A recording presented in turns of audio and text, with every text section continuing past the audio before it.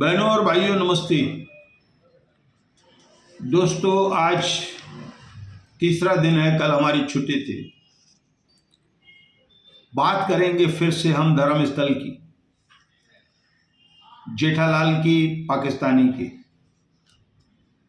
सबसे पहले तो मैं ये बता दूं कि खबर आने के बाद जो धर्म स्थल के कर्ता धर्ता हैं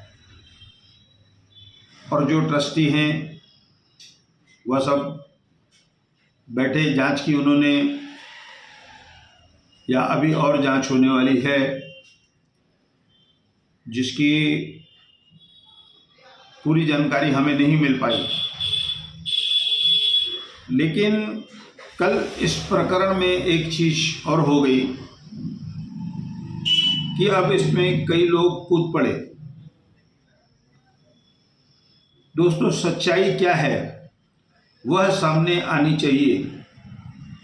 हमारा मकसद किसी को बदनाम करना, हंगामा करना नहीं है।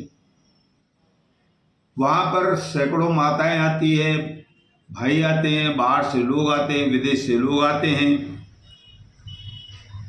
कुछ लोग इस प्रकरण में अपनी रंजिश, अपनी आग निकालना चाहते हैं।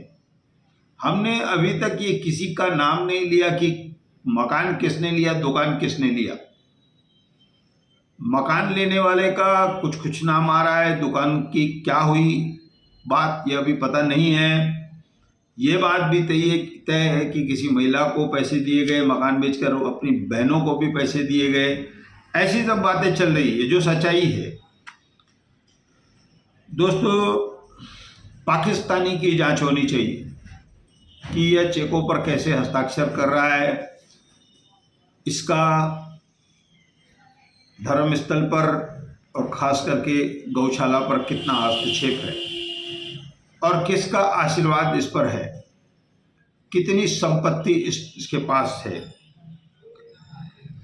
दोस्तों ये चीज़ें मैं चाहूँगा कि इनकी जांच हो। अब कल सबसे पहले एक फोटो आया कि एक बछड़े को ज़बरदस्ती गाय के आगे बैठाकर, उसकी टांगे ऊपर है और ज़बरदस्ती उसको खड़ा करके स्कूटर पर ले जाया जा रहा है। बछड़ों की, गायों की निगरानी हो। कल जो बछड़े दिखाए गए कि उनको चोट लगी है, उनको मार लगी है, वह नहीं बचेंगे। बाजू में लोहा पड़ा है दिखाया गया। कुछ ऐसा स्थान बनाया गया जहाँ गायों के, बछड़ों के पैर फंस जाते हैं जिससे उनकी टांगें टूट जाती हैं। दोस्तों ऐसे कितने बछड़ों की, कितने गायों की हालत खराब है, चोट लगी है, उनका उपचार क्या हो रहा है। दोस्तों मैं एक बार फिर कह रहा हूँ, न हम अशांति फैलाना चाहते हैं, न हमारा किसी के प्रति द्वेष है। हम कई बार जेठालाल से मिल चुके हैं, हमारा उनके साथ अच्छा संबंध है, कोई द्वेष नहीं है। लेकिन बात जो हमारे पास आई वह बात हमको दिखानी पड़ी।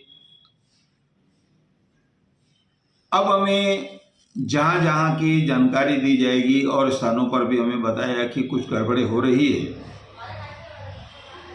वह जानकारी भी हम आपको देंगे। जैसे कि हमने उस दिन बताया कि एक व्यक्ति खड़ा हो जाता है, मैं कृष्ण हूँ, बाकी गोपियाँ हैं। तो ये आप किसकी माँ बहन को, पत्नियों को गोपी बना रहे हैं भाई साहब? क्या जो उनके पति हैं, जो उनके परिवार वाले हैं, क्या उनको ये सब जानकारी नहीं है या बेशर्मी बढ़ती जा रही है? आप कल तक आपके पास कुछ नहीं था, आप कृष्ण बन गए, महलों में आप बैठे हैं। तो जो कुछ भी बातें हो रही है, जैसे दूध पर हमने सवाल उठाया,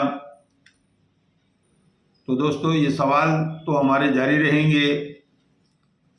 लेकिन मैं एक बार फिर आपको कह रहा हूँ कि मैं अशांति फैलाकर दूसरों को इसमें कूदा कर और हंगामा करवाऊं, ऐसी मेरी कोई मंशा नहीं है।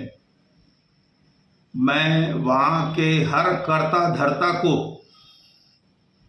प्रणाम करता हूँ, उनसे मैं क्षमा चाहता हूँ कि मेरे शब्दों से अगर किसी को तकलीफ है तो मैं बार बार उनसे क्षमा मांगूंगा, वहाँ के जो कर्ता धर्ता हैं।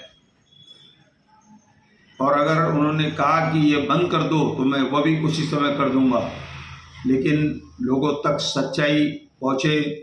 मुझे बताया गया कि जेठा नामक व्यक्ति से धर्मस्थल के हर इंसान परेशान हैं, उनको दबा के रखा जाता है, किसी की कोई सुनी नहीं जाती है।